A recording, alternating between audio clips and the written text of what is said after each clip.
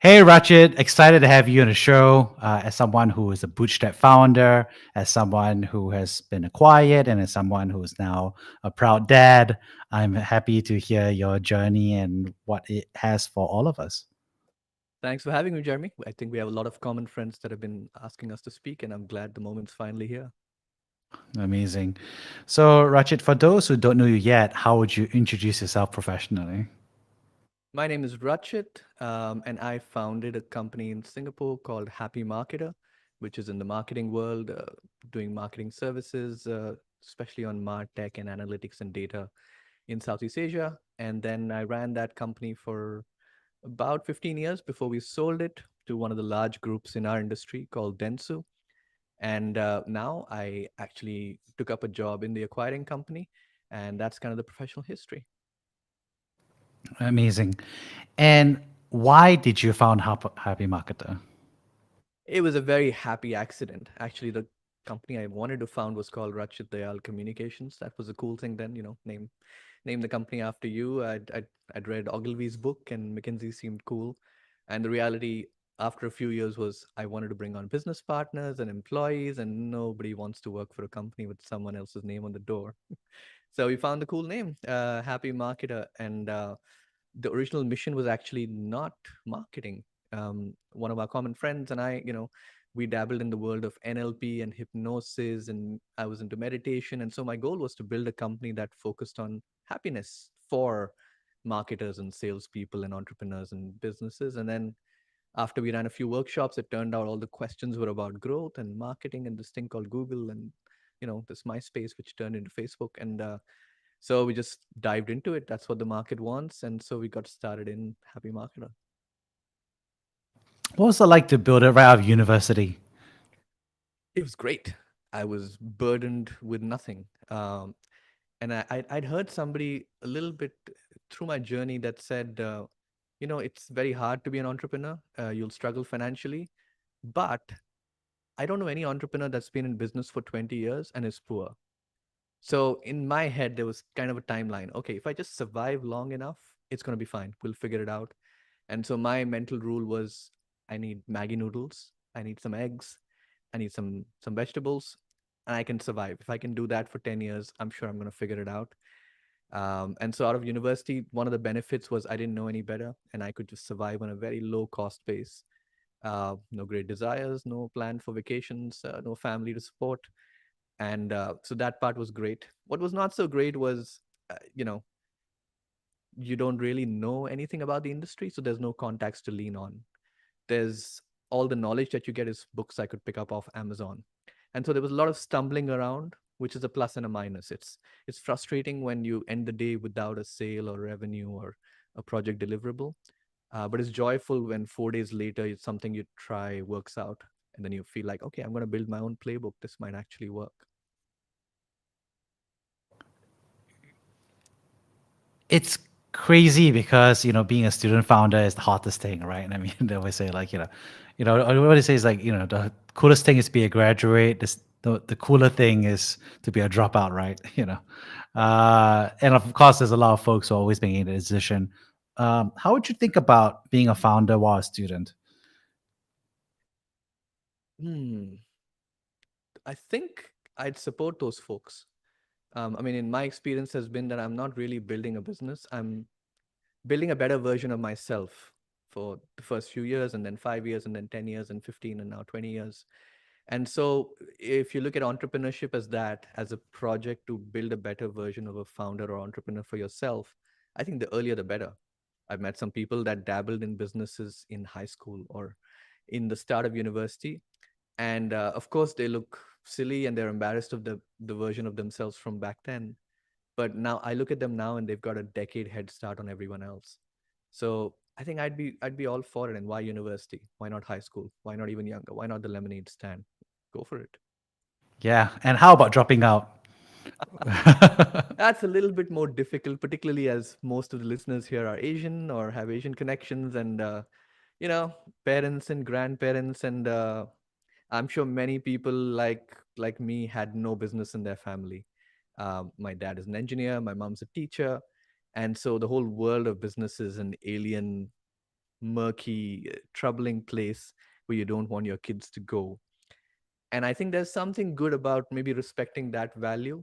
And if your family and friends and ecosystem really feel strongly that you should rough it out for 4 years, it's a bit like NS. You do it, and then you have that thing, and you've done your bit for the family or whatever the social pressures are, and then in return you get their support much sooner because you did the thing that they wanted.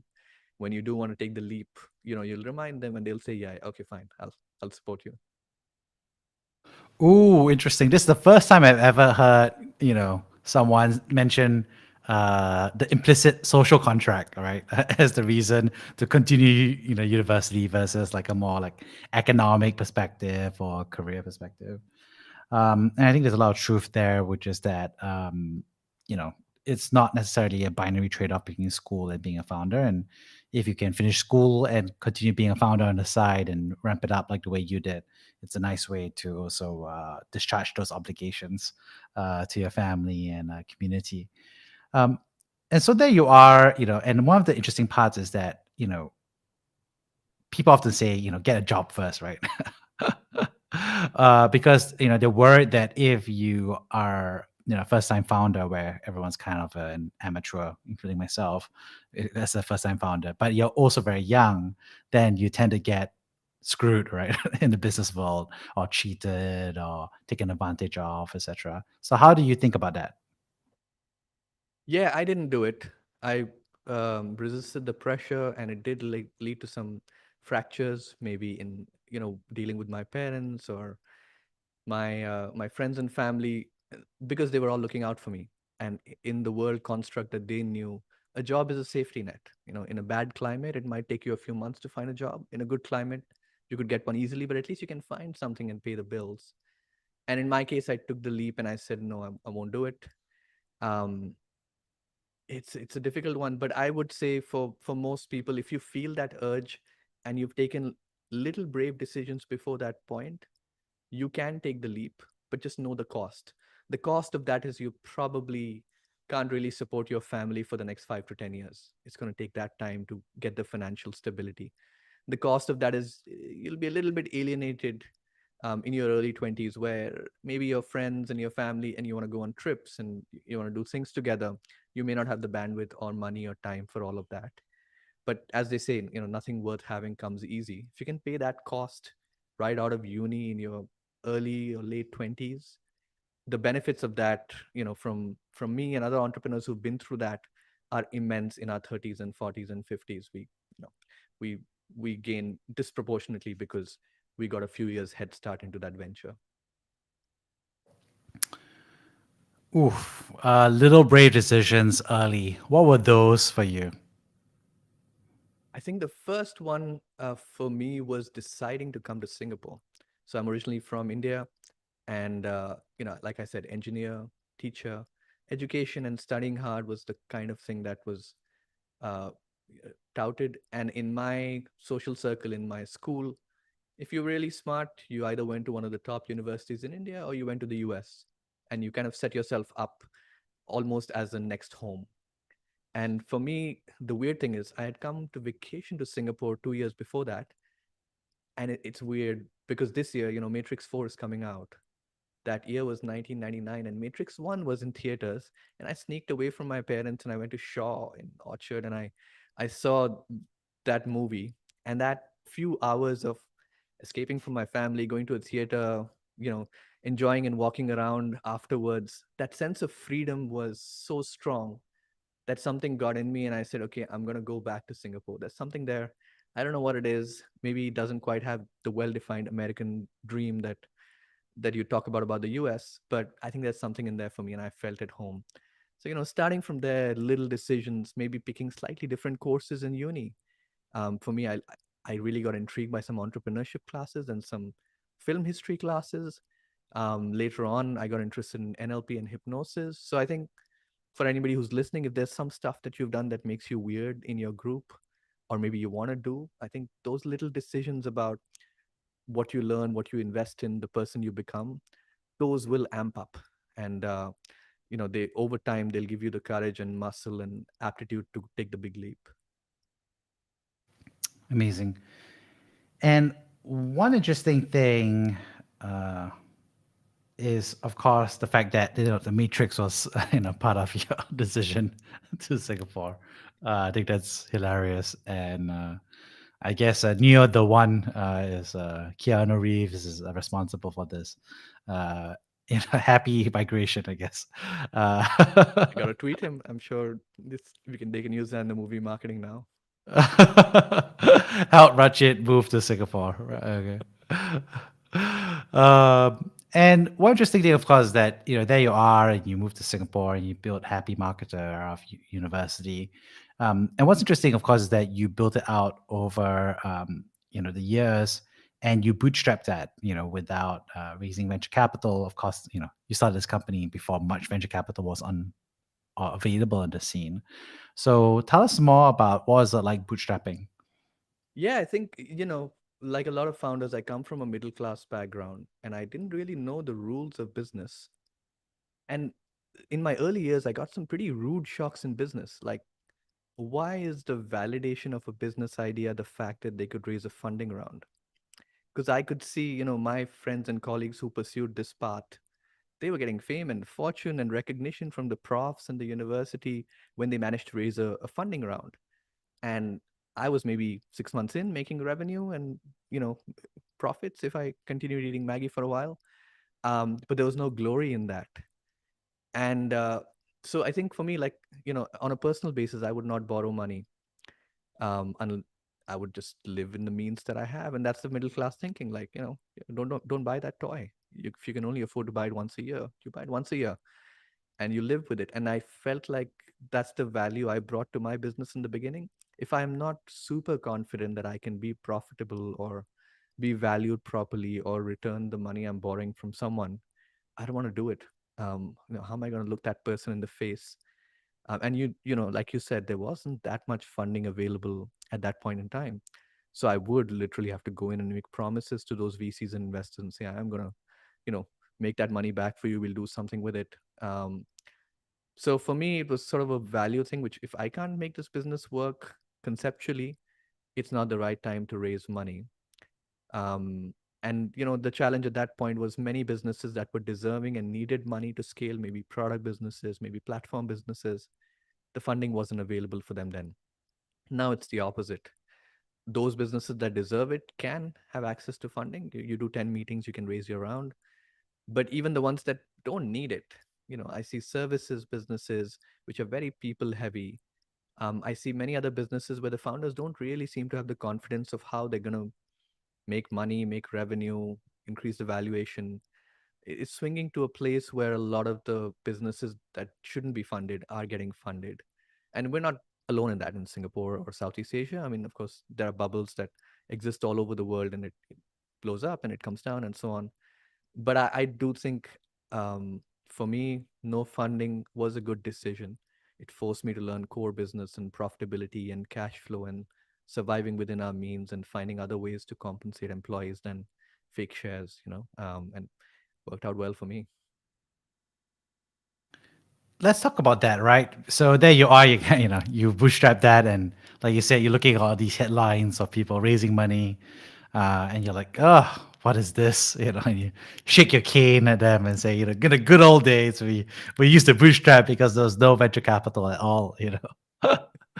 um, so why don't you contrast that? Like, what do you think is the difference between those two paths, right? Bootstrapping the way you did, and obviously you are part of the bootstrapping community in Southeast Asia, in Singapore, in Indonesia, Vietnam, um, versus that of the venture capital game that you're thinking. I think it's just a difference in the timelines available to the founders. Because I didn't bootstrap, I could imagine this as a lifetime business. I could build in contingency plans if I fail in the first 5 years, in the first 10 years, in the first 15 years. And as a first time founder with a social pressure or maybe going back to a job, it was useful for me to say that if it if it's a bad day and a bad period, I can make that call to either exit or buy myself another 5 years. And all I need to convince is maybe my spouse, my kids, or whoever's dependent on me. Whereas, in the VC cycle, the timelines that there are. You invest in a certain period in time, and within the life of the investor or the fund that's invested in you, generally somewhere between 4 and 10 years, they will need to exit or upsell their shares. And so there are all these milestones forced on you, which can be good for truly scalable businesses where it's all about execution. You have the idea figured out and you can scale up and do it. In my case, I didn't have the idea. I had more of a focus on people. Like, here are the people I want to come to office with and work every day. And that's the team I'm going to enjoy working with, and I can do that for a long time. And for people who have businesses like that, where the, the product or the service itself doesn't scale massively, but the team is amazing, I think having a longer timeline helps. We could pivot, we could turn, we could do votes and get out of industries altogether and come back to new industries. And um, it was a joy to work for 15, 20 years in a business like that because you get to define your own terms all the time. Defining your own terms. Tell us more about that. What does it mean to define your own terms? At the end of the day, a group of people are working together. You need to make enough money to pay the bills. You need to have enough respect in whatever you're doing, a little bit of recognition, and that's it.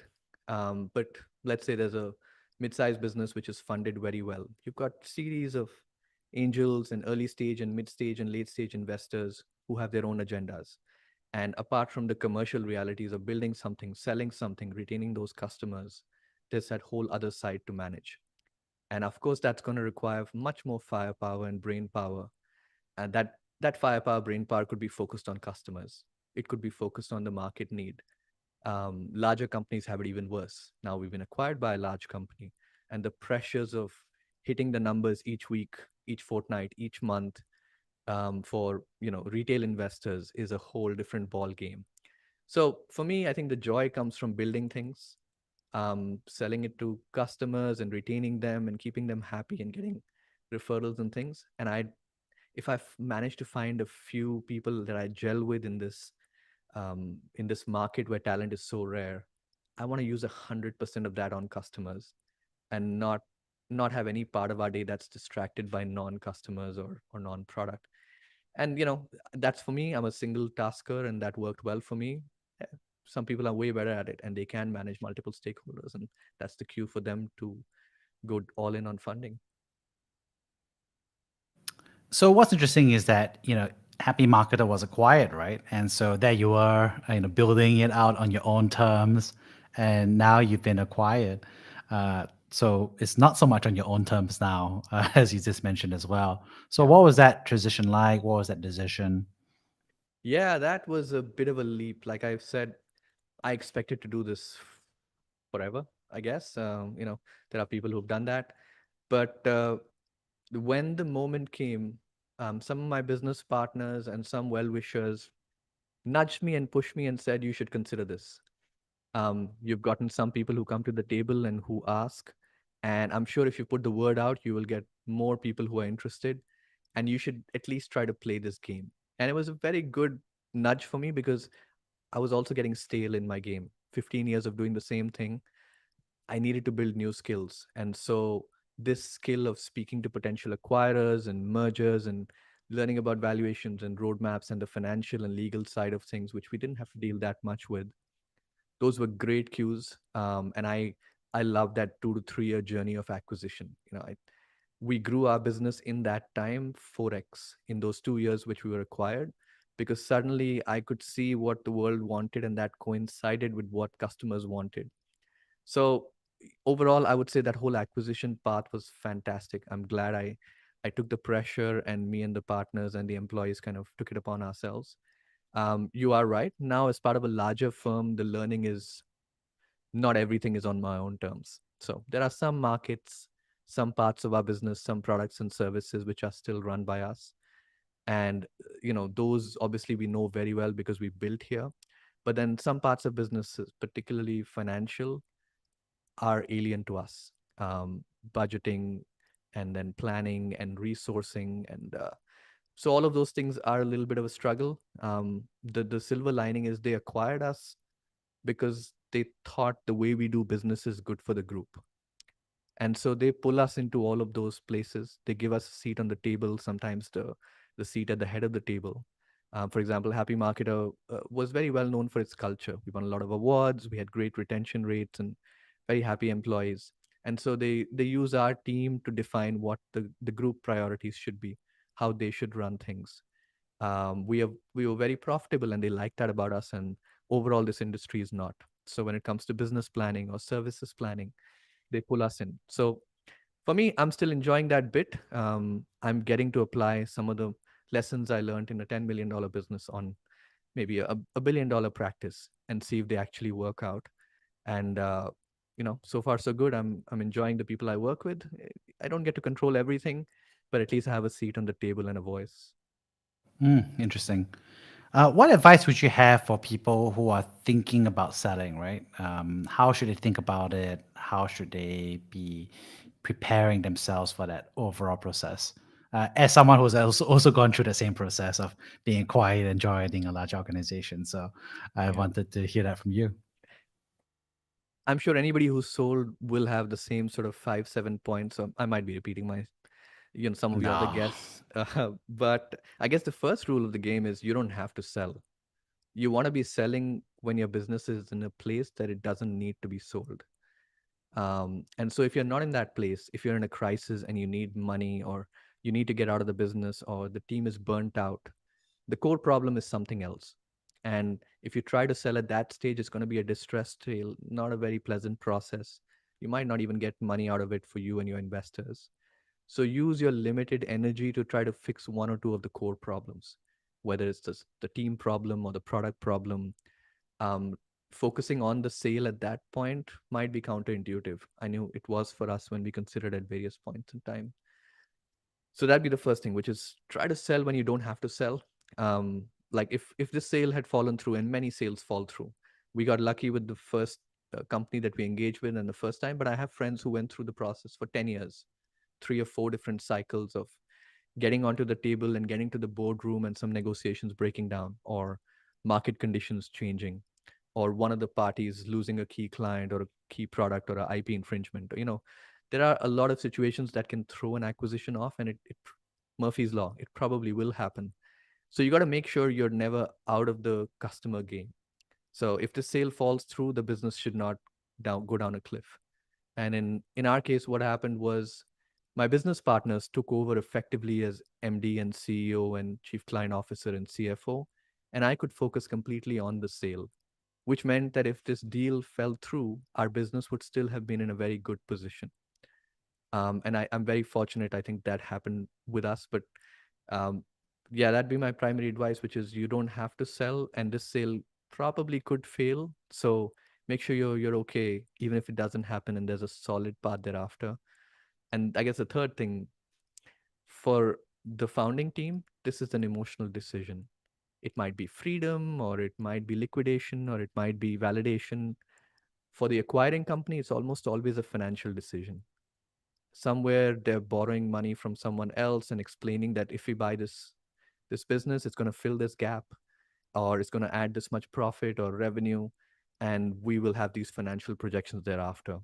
So while founders might be emotionally invested in it, I'd say work with, if you've got VCs, they've seen the process many times out. If you've got advisors and investment bankers, work with them. In the end, for the acquirer, it's just a financial decision. How much money will I pay for what, and what do I get in return? And that was the part I knew nothing about. It was fun to learn, and it was really interesting. But that was all of the learning in the 2 years when we decided to sell. What was your psychology around selling? I mean, we're talking about the, nuts and bolts, the strategy, the tactics, which is all of the mechanics of the acquisition process. What about the human side of it? Hmm. So we had a couple of offers, and we chose the one which we felt was best for our employees. Um, we we had a few offers which would have given us significantly more money, maybe 20, 30% more money. But I'm not sure there would have been a career path for our employees thereafter.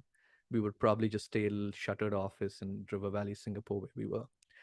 Whereas in this case, employees feel like they joined a larger group. There are career plans for them. The HR policies are nicer. When things like COVID happen, somebody knows what the heck to do. I had no idea how to deal with offices and staff, and issues when cases come our way.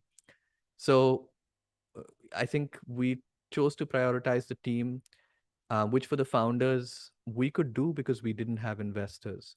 If we did have investors, we probably would have had to pick the most financially lucrative deal, the one that gave the most money on day one.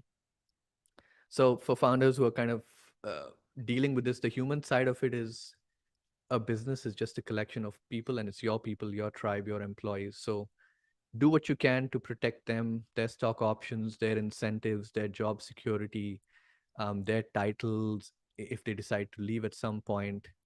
Optimize for that. And if you do that, most acquirers will recognize that that's good for the win-win situation. So one thing that you mentioned, of course, was making the decision across multiple offers. So how did you and your co-founders come together to make that decision? I think in our case, we said we will not run this like a democracy. The way the shareholding was, I had the largest set of shares, and I think we shook hands and we said, Oh, partners. So between the partners and I, we shook hands and we said, we'll trust Rachit's word on what the best offer is and what we should go for. And I said, I will not interfere into the business operations. If you want to pursue a client or a service or a product, or dump a client or a service or product, I'm not sticking my nose in it. So I'd say it is an important decision, but if you can try to get to a place where you have explicit ownership between the team, that's a much easier process because getting everyone aligned is nearly impossible. oh, awesome. That's interesting dynamic. So you made a final call. That's what you're saying. I did, yeah. Yeah, awesome. And starting to think about this, could you share with us a time that you were brave? Yeah, there's obviously many little stories that build up to something big. On the personal side, I think, I married someone from a different culture. So I'm Indian and my wife's Japanese, and that was a lot of adjustment and a lot of convincing friends and family, and that took a little bit of a leap. But on the professional side, I would say the bravest moment was actually selling, because by the point we sold, we were very profitable. Me and the partners didn't really have any money needs. We'd be fine. We could afford a good lifestyle. Um, but and there are of course downsides. For the next couple of years after the sale, life is a little bit tougher for the whole team to adjust to a new environment, to meet new colleagues, and so on. But we knew that there was something at the end of it. It's when we go through this step, we learn something cool about ourselves. And most of the people in the company were in their 20s or 30s. And for them, it was maybe not even midpoint in their careers. So for us, we knew that things could go wrong. Maybe we won't get paid anything or much. Most of the stories we'd heard of acquisition in our industry ended up with people angry and lawsuits and things of that sort. But still, we knew for us that we are early in our careers, and if we get this under our belt, we've got several more innings to go, and we could do a second or a third or a fourth round in our 40s, 50s. So with that support and kind of the team saying, okay, let's give it a shot, let's see what happens. That's kind of what worked for us. But it was for most founders, I think it's brave to give up a comfort zone, and then hopefully you'll know I didn't really know that life after acquisition is just day zero of something brand new. So got to start from scratch and learn the next version again. What's it like, to let go of something that you spent your entire life building that you mentioned felt like was going to be a life's work, and then you sell it, and then not only are you selling it, but you're also doing something new. Obviously, you talked about the fact that it's a fresh day zero, it's an opportunity to explore new domains. You felt like it was getting stale, but still, there must have been some, I don't know, grief, or do you take time out? Yeah, I didn't notice anything through the acquisition process because it's so busy and there's so much negotiation and hundreds of pages of legal documents and tons of Excel files and financial audits and so on. So I felt nothing for those 2 years. It just felt excitement. I'm learning something new. We're optimizing for a new goal. Maybe the goal was revenue at some point, profit at some point. Now it's valuation. So there was a lot of high there. And then the acquisition process itself was also a lot of highs, a lot of handshakes and high fives and media coverage and all of that. And then I did take a vacation after things died down a month or two later. Um, and it took like 3 days before my wife just kind of sat me down and said, "You are being a real douche. Um, you're snapping at us, and you're waking up grumpy, and there's something wrong." And that's when I realized that sense of loss. I mean, I still had my title, I still had my team, we were still working out of the same office, but that loss of life, the mission, it was there, and I didn't really realize it, even though I'd heard about it, at some point in the past. So it is there. It's a necessary part of it. I think for me, I went through it, and if I had a chance to do it again, I would do it again for that chance to reinvent myself. Um, but it is the early days of founding are very much like the early days of post selling, where yeah, thankfully I'm still working with my team, so I could come to office and have a few good hours to see them. But if I had like exited the business, I don't know what I would have done. Yeah, without the people I would love and see every day. Interesting. So your wife called you out. I can imagine that happening. And how did you get through it? I mean, was it like what? A lot of, I mean, obviously hanging out at work. So, you know, the solution to not working anymore as hard is to keep working. You know? But how did you come to that acceptance or closure or, uh, you know, Yeah, moving on with that? I mean, I'm an extreme introvert. It takes a lot of energy to go meet people and spill and expose myself. It was very easy in the professional circle. You get good at pitching or you get good at meetings. So I could walk into a meeting in a suit and a PowerPoint and do a good job. But actually opening up was really hard. And it took a long time. Maybe once every 2 or 3 weeks, I had the courage to call a friend out for a beer and just vent what I was feeling. And you might relate to this. If you've managed to run a successful business, and especially if you manage to do a sale, you're in the top little percent of privilege. You've got money, you probably live in a great place, you've got family. I have my parents who are safe during COVID. Like, a lot of things are right. And so there's a lot of guilt about even venting and about saying something about it. And I'm super grateful that not a single person I vented with had any judgment. Um, they were all with open arms, just listening and supporting. Even people I didn't, who aren't normally listeners, who are usually talkers, kind of recognize that this is maybe a once in a life where I might say something.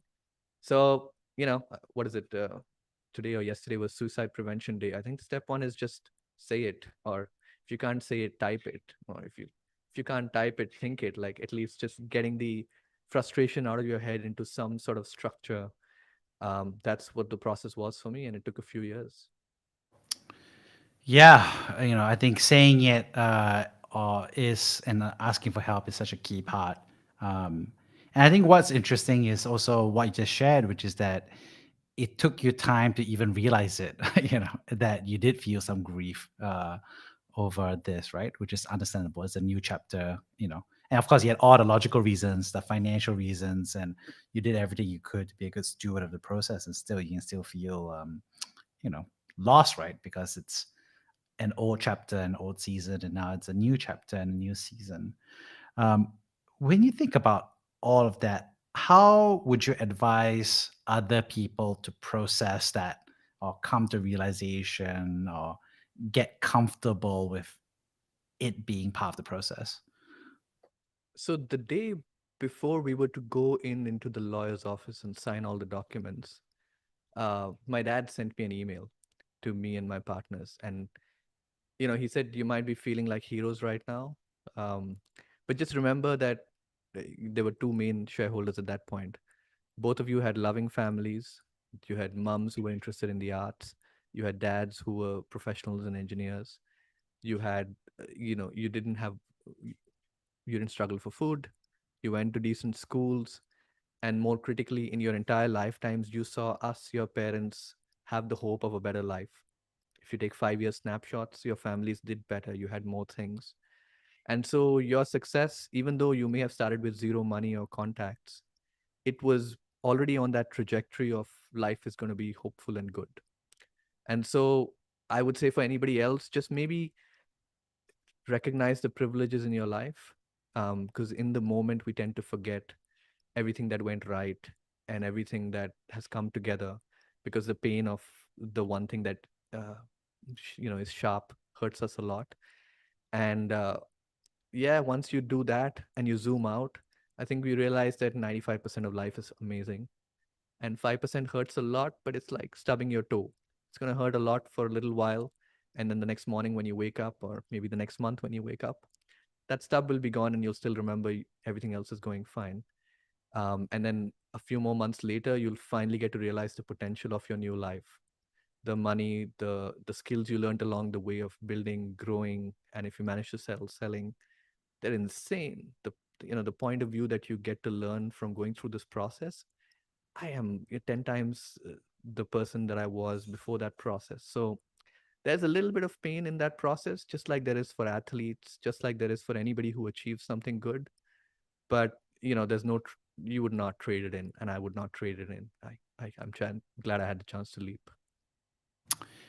As you think about that growth, what have you feel is different now? Like you said, today as you stand versus years after the acquisition versus right before the acquisition. I think when I started out, maybe the lessons in my first 10 years were all about people. I mean, I'm an immigrant in Singapore, an Indian, and so actually attracting staff was extremely hard. I not only had to convince my mom to let me do a business, for every employee that we tried to bring on, we had to give them good enough reasons so that they could explain to, their parents why the hell they're going to Tanjung Pagar and working for this company nobody knows about. And through all of that, I think because I'd gone through that myself, I realized that especially building a young team that has a good runway, that can learn all the different skills, takes a lot of effort. And so in return, you have to look out for them. They will have, hopefully life will go well. They'll do well, they'll get married, they'll have kids, they'll have things in life, but stuff happens as well. Some will have health problems. Some will have family issues. Some will need to move countries. Some will just need to leave. So just learning the patience to deal with building a team. I think that was my entire entrepreneurial journey, where just build a team. But through the acquisition process, I finally got a light back on some of the other aspects I'd ignored. For example, financials. Like I'd mostly left it up to our corporate secretary to file the numbers at the end of the day. But now I finally needed to dig in and see, oh shucks, there's this 800K of revenue we never recorded because somebody forgot to forward the invoice to the accountant, or this office rental is counted twice, guys, our profits are not that big. And so digging into that bit was really helpful. um, Figuring out the competitive and industry landscape to see, we're a good business, but is the industry growing faster than we are growing? If so, what are we doing wrong? Because the acquiring companies need to make really strong cases to their bankers and their teams. So, I'm glad I got to learn some lessons, and every entrepreneur will have learned different lessons in the early stages, in the growth stages, and then hopefully in the exit or liquidation or investment stages. I'm very grateful. I'm attention deficit. So every few years, if I didn't get to learn something new, I'd be out of this game. So hopefully you also just challenge yourself and say, this is the last year I do this job, and next year I'm going to find some new challenge, and somebody else in the team will take up my old job of being the team leader or the financial leader. Amazing, Rachit. Thank you so much for sharing. I really appreciate that. I'd like to wrap things up by paraphrasing the three big themes I got from this. The first is thank you so much for sharing about what's it like to be a student in terms of being an immigrant and how the matrix turned out to be a catalyst for you to move to Singapore, and also where you decided to also become the one and choose to be a founder at the same time as being a student. And I love the advice and think about, I think, what the implicit social contract is about why you should graduate, amongst other reasons, but also thinking about how you did it yourself and became a founder outside of university straight away. The second thing is thank you so much for sharing about how you bootstrap yourself to $10 million of annual recurring revenue. It's quite amazing to hear that journey, and I appreciate you contrasting how you have that approach versus people who are raising venture capital, and I do appreciate the advice you gave to people about how they should think about it and what the differences of the time scale is, especially, and what does it mean to be building a business on your own terms. And lastly, thank you so much for sharing about the advice you have for people who are selling or having the companies being acquired. It's quite amazing not only to hear, obviously, the nuts and bolts strategy and tactics about how to do so, especially about making sure you still have economic, upside and growth even while you're going through the process to make sure you have optionality and control of the process. Um, but I also found it quite beautiful to hear about how you came to terms with that process, even though you went into the process knowing that it was the right thing to do intellectually, financially, and personally because you wanted to do something fresh. That being said, accepting that grief and how you came to terms with it with the help of your wife and family and your parents, especially your father, and your co-founders, is quite an amazing journey, and I think it's an underappreciated side and dimension of it as well. So thank you so much, Rachit, for coming on the show. Thank you so much for doing the podcast. I'm sure many people are benefiting from all the talks you're having.